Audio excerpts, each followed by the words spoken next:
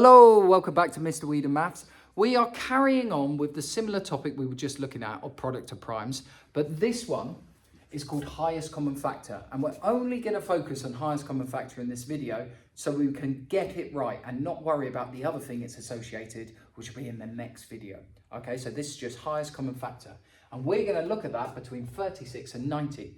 Those of you really confident with your mental maths and your times tables might know what the highest possible factor is in 36 and 90. But I'm going to show you the strategy or the technique to get it right every single time, because sometimes the questions are quite nasty and you need something that you can use.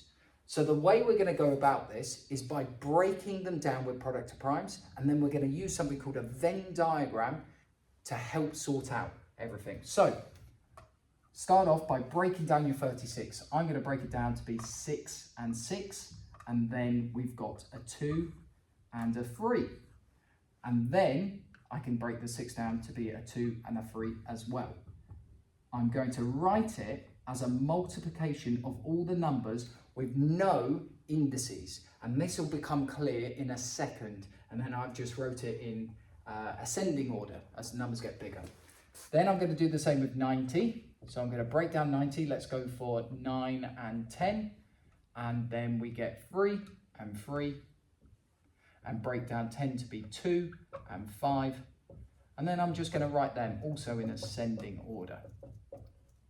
Okay, once you have your product of primes, what we're going to do, we're going to draw some Venn diagrams, okay? So I draw a circle overlapping a circle, and then we're going to label one of them 36 and the other one 90. I mean, not really circles. Those are terrible, terrible circles. You can draw better circles at home, but we've got 36 and 90. I'm going to take my two answers for my product of primes and I'm going to rewrite them over here. So I've got 2 times 3 times 3, and that's my 36. And then underneath, I'm going to write the 2 times 3 times 3 times 5. Now, anything that matches is going to go into the middle of this Venn diagram, okay? So I've got a 2 and a 2. Those match, so those go in the middle, okay? Then I've got a 3 and a 3. Bit of a diagonal one, but that's absolutely fine. That is also going to go in the middle. And then finally, I've got a 3 and a 3. That will also go in the middle. All right.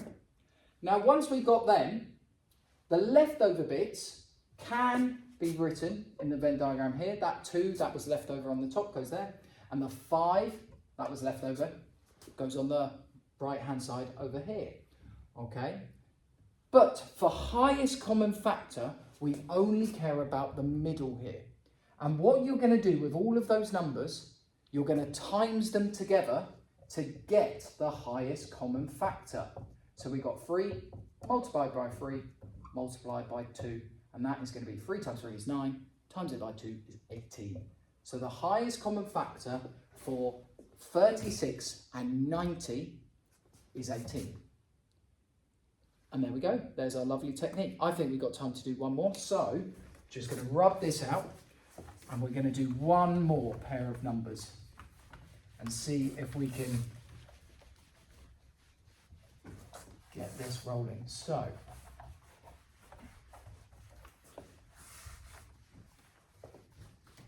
you might be thinking to yourself, that seems like a lot of work, but I promise you will get quicker and quicker at these, okay, and very efficient. So let's go for 24 and 72, okay? So, break down your numbers. If I've got 24, let's go for 4 and 6. And I've got 2 and 2, 3 and 2. And that could be written as 2 times 2 times 2 times 3. Then we've got 72. And let's go for, that can be 8 times 9. And then the 8 becomes a 2 and a 4. And then the 9 becomes 3 and 3, so they're sorted, just the 2 to go. So 2 and 2. So then we've got 2 times 2 times 2 times 3 times 3. Okay, Venn diagram's drawn. 24 terrible circles, and 72. Last thing we've got to do is write the two product of primes above each other. And then 2 times 2 times 2 times 3 times 3. Right, hopefully you notice something on this particular one, where this 2 matches, this 2 matches, this 2 matches, and this 3 matches. The only number that is left is this lonely 3, which goes in the 72. Now, when this occurs, the highest common factor is very easy. You don't actually need to multiply these all together. You could if you wanted to double check, but because all of the 24 circle is in the middle, if you multiply these all together, it's just 24. So the highest common factor here is 24, okay? So this video has been solely focusing on the middle of the Venn diagram to keep it separate from the lowest common multiple, which we'll do in the next one. Hope this has helped. Find some questions, give it a practice. All the best. Bye.